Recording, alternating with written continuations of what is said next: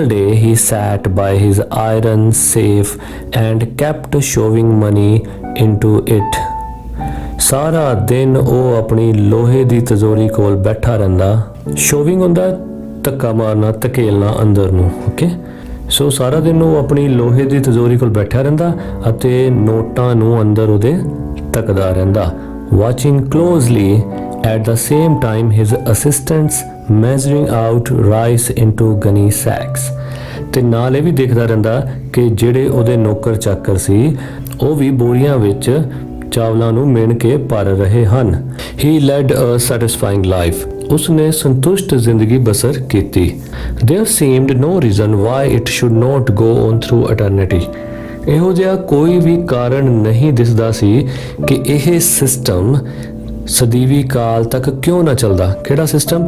The same set of activities, ਇੱਕੋ ਤਰ੍ਹਾਂ ਦੀਆਂ ਹੀ ਗਤੀਵਿਧੀਆਂ ਐਂਡ ਇੰਟਰਸਟ, ਇੱਕੋ ਤਰ੍ਹਾਂ ਦੇ ਰੁਝਾਨ going on and one or the other of his sons to acquire his shape and appearance. ਕਿ ਉਸੇ ਤਰ੍ਹਾਂ ਜਿੱਦਾਂ ਸੁਬੀਆ ਨੇ ਆਪਣੇ ਪਿਤਾ ਜੀ ਦੀ ਸ਼ੇਪ ਅਤੇ ਰੁਝਾਨ ਅਕਵਾਇਰ ਕਰ ਲਿਆ ਸੀ, ਪ੍ਰਾਪਤ ਕਰ ਲਿਆ ਸੀ, ਤੇ ਉਸ ਤੋਂ ਬਾਅਦ ਹੁਣ ਉਹਦੇ ਬੱਚੇ ਵੀ ਉਸੇ ਤਰ੍ਹਾਂ ਦੇ ਰੁਝਾਨ ਅਤੇ ਉਸੇ ਤਰ੍ਹਾਂ ਦੀ ਡੀਲ ਡੋਲ ਪ੍ਰਾਪਤ ਕਰ ਰਹੇ ਸਨ। And continue the family business, ਅਤੇ ਆਪਣੇ ਪਰਿਵਾਰ ਦੇ ਬਿਜ਼ਨਸ ਨੂੰ ਅੱਗੇ ਵਧਾਉਂਦੇ ਸਨ। ਸੋ ਇਹੀ ਸਾਰਾ ਕੁਝ ਰੂਟੀਨ, ਕਹਿੰਦੇ ਮੈਨੂੰ ਇੱਦਾਂ ਹੀ ਲੱਗਦਾ ਸੀ ਕਿ ਸਾਰਾ ਕੁਝ ਸਦੀਵੀ ਕਾਲ ਲਈ ਇਹਨਾਂ ਦੀ ਫੈਮਿਲੀ ਦੇ ਨਾਲ ਜੁੜ ਗਿਆ ਹੈ। It might have continued thus but for the war. Might have ਉਦੋਂ ਲੱਗਦਾ ਜਦੋਂ ਕੁਝ ਇੱਕ ਚੀਜ਼ ਵਾਪਰ ਰਹੀ ਹੋਵੇ ਤੇ ਨਾਲ ਕੋਈ ਦੂਜੀ ਸ਼ਰਤ ਉਹਦੇ ਨਾਲ ਜੁੜ ਜਾਵੇ। ਓਕੇ, ਜਿਸ ਤਰ੍ਹਾਂ ਕਿ ਇਹ ਬਿਜ਼ਨਸ ਇੱਦਾਂ ਹੀ ਚੱਲਦਾ ਰਹਿੰਦਾ ਪਰ ਵਾਰ, ਪਰ ਯੁੱਧ। ਹੁਣ ਯੁੱਧ ਦੀ ਗੱਲ ਹੋਏਗੀ ਵੀ ਯੁੱਧ ਨੇ ਇਹਦੇ ਬਿਜ਼ਨਸ ਤੇ ਕੀ ਪ੍ਰਭਾਵ ਪਾਇਆ। ਇਟ ਸੀਮਡ ਐਟ ਫਸਟ, ਪਹਿਲਾਂ ਪਹਿਲ ਇੱਦਾਂ ਪ੍ਰਤੀਤ ਹੋਇਆ to be the end of civilisation, ਕਿ ਇਹ ਸਭਿਅਤਾ ਦਾ ਅੰਤ ਹੋ ਜਾਏਗਾ ਇਸ ਯੁੱਧ ਦੇ ਨਾਲ।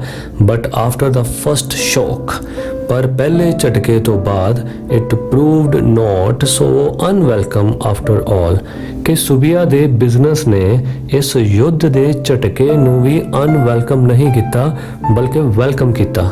His profits piled up as never before, ਉਸ ਦਾ ਲਾਭ ਢੇਰੋਂ ਢੇਰ ਇੰਨਾ ਵਧਿਆ ਕਿ ਜਿੰਨਾ ਹੁਣ ਤੱਕ ਕਦੀ ਵੀ ਨਹੀਂ ਵਧਿਆ ਸੀ।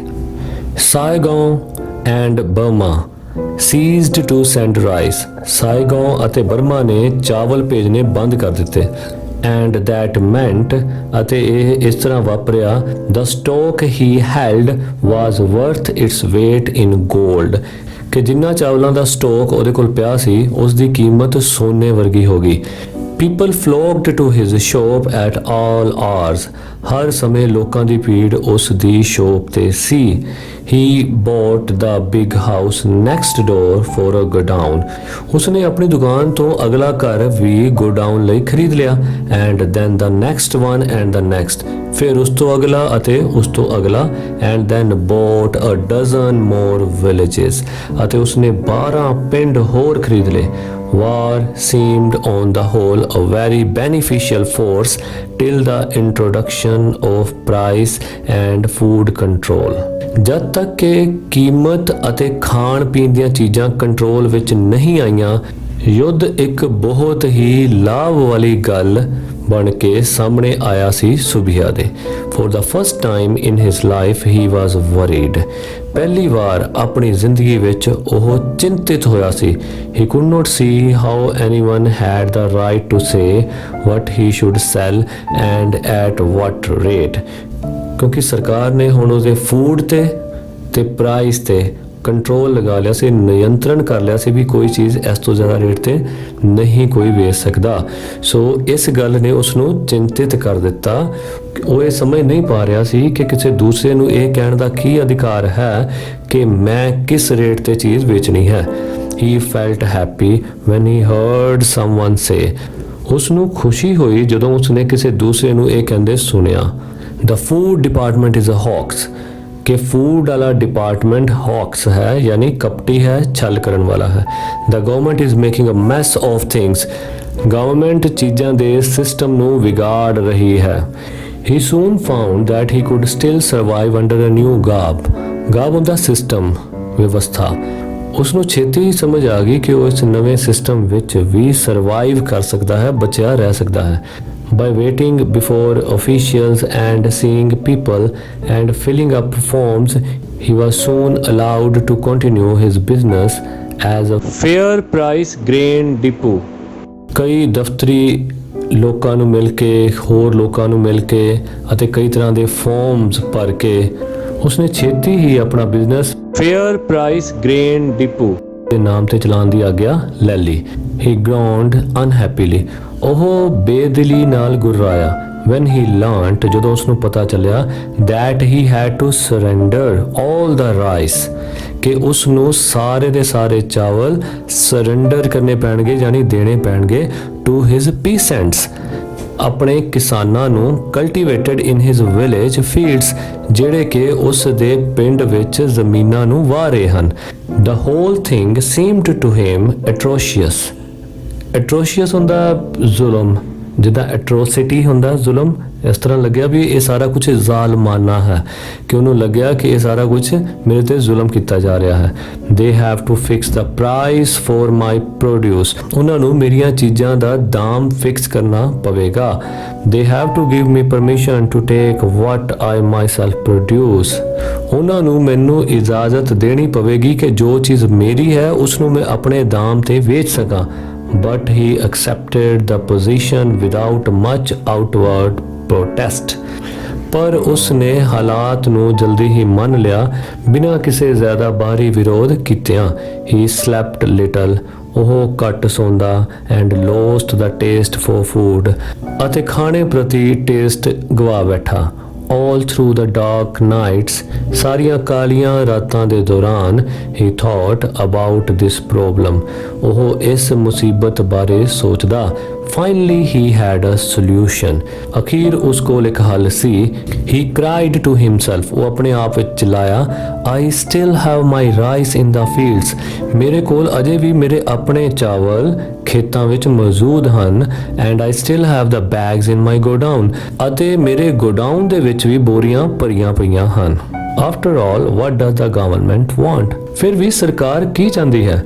To have things in a nice shape on paper. ਇਹੀ ਚਾਹੁੰਦੀ ਹੈ ਨਾ ਕਿ ਹਰ ਚੀਜ਼ ਪੇਪਰ ਦੇ ਉੱਤੇ ਵਧੀਆ ਹੋਵੇ। That they shall have. ਉਹ ਉਹਨਾਂ ਕੋਲ ਹੋਏਗੀ। He kept all the rice he wanted for sale and personal use, but out of sight and out of paper. ਉਸਨੇ ਉਹ ਸਾਰੇ ਚਾਵਲ ਜਿਹੜੇ ਕਿ ਉਸਨੇ ਸੇਲ ਵਾਸਤੇ ਅਤੇ ਪਰਸਨਲ ਯੂਜ਼ ਵਾਸਤੇ ਰੱਖਣੇ ਸੀ, ਉਹ ਸਾਰੇ ਲੋਕਾਂ ਦੀ ਨਜ਼ਰ ਤੋਂ ਦੂਰ ਅਤੇ ਸਰਕਾਰ ਤੋਂ ਦੂਰ ਰੱਖ ਦਿੱਤੇ, ਯਾਨੀ ਆਊਟ ਆਫ ਪੇਪਰ, ਸਰਕਾਰ ਦੀ ਨਿਗਾਹ ਤੋਂ ਦੂਰ। He had to give away a lot of money to people who came to examine his stock and accounts. ਉਸ ਨੂੰ ਉਹਨਾਂ ਲੋਕਾਂ ਨੂੰ ਵੀ ਕਾਫੀ ਪੈਸੇ ਦੇਣੇ ਪਏ ਜਿਹੜੇ ਸਰਕਾਰ ਵੱਲੋਂ ਉਸ ਦੇ ਸਟਾਕ ਅਤੇ ਹਿਸਾਬ ਕਿਤਾਬ ਦਾ ਨਿਰੀਖਣ ਕਰਨ ਆਏ ਸਨ। If he passed a 10 rupee currency note on such an occasion, ਜੇ ਉਹ ਅਜਿਹੇ ਮੌਕੇ ਉਹਦਾ ਅਕਾਊਂਟ ਚੈੱਕ ਕਰਨ ਆਏ ਲੋਕਾਂ ਨੂੰ 10 ਰੁਪਏ ਦਾ ਨੋਟ ਚੜਾ ਦਿੰਦਾ, it meant he had screened from prying eyes 1,000 rupees worth of grain. ਤਾਂ ਉਸ ਦਾ ਭਾਵ ਹੁੰਦਾ ਕਿ ਉਸ ਨੇ ਉਹ 1000 ਰੁਪਏ ਦਾ ਅਨਾਜ ਆਪਣੇ ਹਿਸਾਬ ਨਾਲ ਵੇਚਣ ਲਈ ਉਹਨਾਂ ਕੋਲੋਂ ਪਾਸ ਕਰਾ ਲਿਆ ਹੈ। When he thought it over, ਜਦੋਂ ਇਸ ਬਾਰੇ ਉਸਨੇ ਧਿਆਨ ਨਾਲ ਸੋਚਿਆ, he realized that all controls were really a boon. boon ਹੁੰਦਾ ਵਰ। ਤਾਂ ਉਸਨੂੰ ਲੱਗਦਾ ਕਿ ਇਹ ਸਾਰੇ ਕੰਟਰੋਲ, ਇਹ ਸਾਰੇ ਨਿਯੰਤਰਣ ਉਸ ਲਈ ਤਾਂ ਇੱਕ ਵਰ ਹੀ ਹਨ। He distributed a few annas for charity twice a week.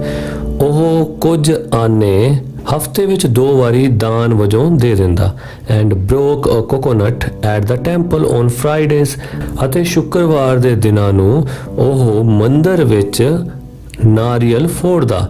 In appreciation of God's interest in his affairs, ਤਾਂ ਕਿ ਪਰਮਾਤਮਾ ਦਾ ਧਿਆਨ ਉਸ ਦੇ ਕੰਮਕਾਜ ਵੱਲ ਰਹੇ। ਗ੍ਰੈਜੂਅਲੀ, ਹੌਲੀ ਵਿਦ ਐਕਸਪੀਰੀਅੰਸ, ਅਨੁਭਵ ਨਾਲ, he became a master of his situation, ਉਹ ਆਪਣੀ ਸਥਿਤੀ ਦਾ ਮਾਲਕ ਬਣ ਗਿਆ। ਐਟ ਹਿਜ਼ ਡਿਪੋ, ਉਸ ਦੀ ਦੁਕਾਨ ਤੇ, he measured out rice with a deft hand. Deft hand ਹੁੰਦਾ ਸਕਿਲਫੁਲ ਹੈਂਡਸ, ਯਾਨੀ ਨਿਪੁੰਨ ਹੱਥ, ਜਿਹਦੇ ਹੱਥ ਵਿੱਚ ਹੁਣ ਬਰਕਤ ਆ ਗਈ ਹੋਵੇ।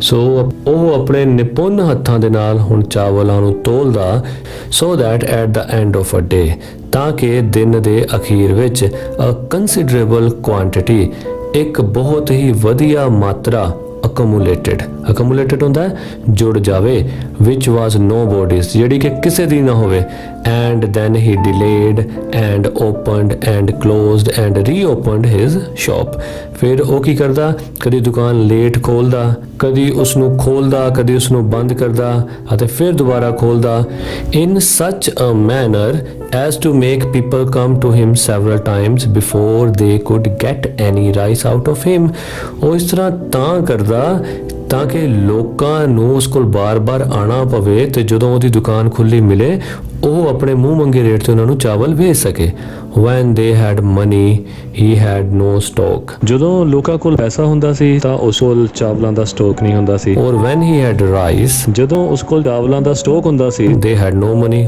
ਤਾਂ ਲੋਕਾਂ ਕੋਲ ਪੈਸਾ ਨਹੀਂ ਹੁੰਦਾ ਸੀ By all this, he accumulated a vast quantity of rice every week. ਇਸ ਤਰ੍ਹਾਂ ਕਰਦੇ ਕਰਦੇ ਉਸਨੇ ਇੱਕ ਬਹੁਤ ਵੱਡੀ ਮਾਤਰਾ ਚਾਵਲਾਂ ਦੀ ਇਕੱਠੀ ਕਰ ਲਈ ਸੀ ਹਰ ਹਫਤੇ and then out of his village harvest only a small portion reached the food department ਅਤੇ ਇੱਕ ਪਿੰਡ ਦੀ ਪੂਰੀ ਫਸਲਾਂ ਦੀ ਝਾੜ ਤੋਂ ਬਾਅਦ ਉਸ ਫਸਲ ਦਾ ਕੁਝ ਹਿੱਸਾ ਹੀ ਫੂਡ ਡਿਪਾਰਟਮੈਂਟ ਤੱਕ ਪਹੁੰਚਦਾ very soon he converted one of his houses in a back street into a godown ਜਲਦੀ ਹੀ ਉਸਨੇ ਪਿਛਲੀ ਗਲੀ ਵਿੱਚ ਆਪਣੇ ਕਈ ਘਰਾਂ ਵਿੱਚੋਂ ਇੱਕ ਘਰ ਨੂੰ ਗੋਡਾਊਨ ਦੇ ਵਿੱਚ ਤਬਦੀਲ ਕਰ ਲਿਆ and there piled up rice bags from floor to ceiling ਅਤੇ ਜ਼ਮੀਨ ਤੋਂ ਲੈ ਕੇ ਛੱਤ ਤੱਕ ਉਸ ਕਮਰੇ ਨੂੰ ਚਾਵਲਾਂ ਦੀਆਂ ਬੋਰੀਆਂ ਦੇ ਢੇਰ ਨਾਲ ਭਰ ਦਿੱਤਾ it was supposed to be a store of waste paper and rags ਇਦਾਂ ਸ਼ੋ ਹੁੰਦਾ ਸੀ ਕਿ ਇਹ ਜਿਹੜਾ ਘਰ ਹੈ ਇਹ ਇੱਕ ਸਟੋਰ ਹੈ ਜਿਹਦੇ 'ਚ ਵੇਸਟ ਪੇਪਰ ਰੱਖੇ ਹੋਏ ਹਨ ਅਤੇ ਕਬਾੜ ਦਾ ਸਮਾਨ ਰੱਖਿਆ ਹੋਇਆ ਹੈ which he collected for the paper mills ਜੋ ਕਿ ਉਹ ਪੇਪਰ ਮਿਲ ਵਾਸਤੇ ਕਲੈਕਟ ਕਰਦਾ ਹੈ